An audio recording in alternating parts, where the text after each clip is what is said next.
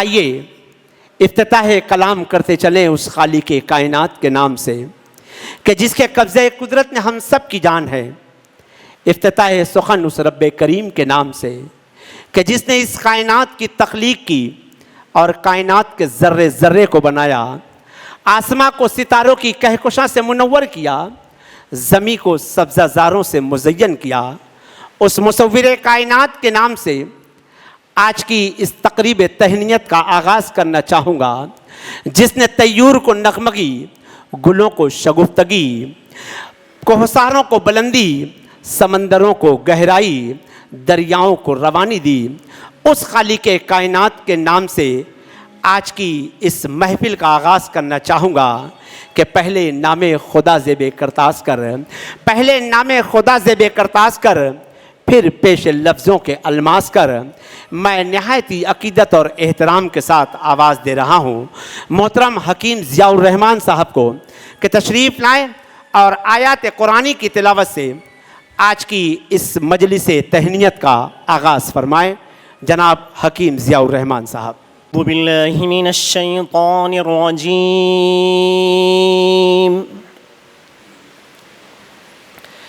بسم اللہ الرحمن الرحیم. الرحمن علم القرآن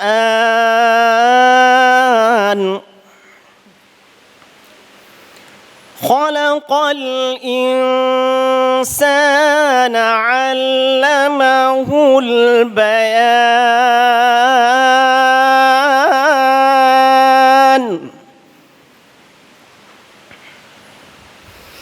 الشمس والقمر بحسبان والنجم والشجر يسجدان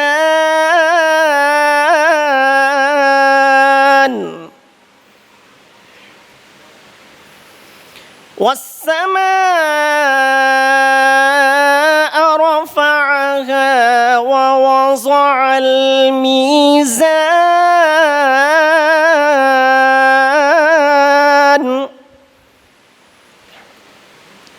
ألا تطغوا في الميزان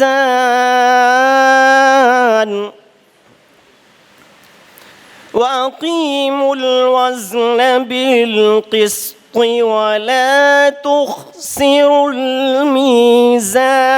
الميزان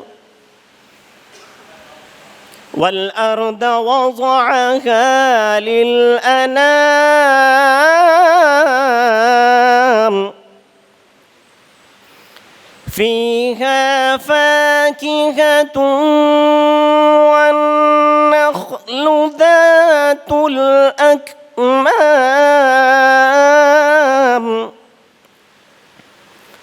والحب ذو العصف والريحان فبأي آلاء ربكما تكذبان.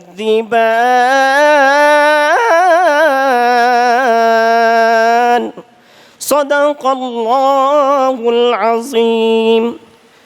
میں نے جو قرآن کی آیات تلاوت کی ہیں ان کا ترجمہ پیش کر رہا ہوں کہ پناہ مانگتا ہوں اللہ تعالیٰ کی شیطان مردود سے. شروع کرتا ہوں اللہ کے نام سے جو بڑا مہربان نہایت رحم والا ہے. یہ سورہ رحمان قرآن کی سورہ تھی، یہ مکہ میں نازل ہوئی. اس میں 78 آیتیں ہیں اور 3 رکوع ہیں. ان کا ترجمہ اس طریقے سے ہے کہ خدا جو نہایت مہربان، اسی نے قرآن کی تعلیم فرمائی، اسی نے انسان کو پیدا کیا، اسی نے اس کو بولنا سکھایا. سورج اور چاند ایک حساب مقرر سے چل رہے ہیں اور بوٹیاں اور درخت سجدہ کر رہے ہیں، اور اسی نے آسمان کو بلند کیا اور ترازو قائم کی کہ ترازو سے تولنے میں حد سے تجاوز نہ کرو اور انصاف کے ساتھ ٹھیک تولو اور تول کم مت کرو. اور اسی نے خلقت کے لیے زمین بچھائی، اس میں میوے اور کھجور کے درخت ہیں جن کے خوشوں پر غلاف ہوتے ہیں، اور اناج جس کے ساتھ بھوس ہوتا ہے، اور خوشبودار پھول.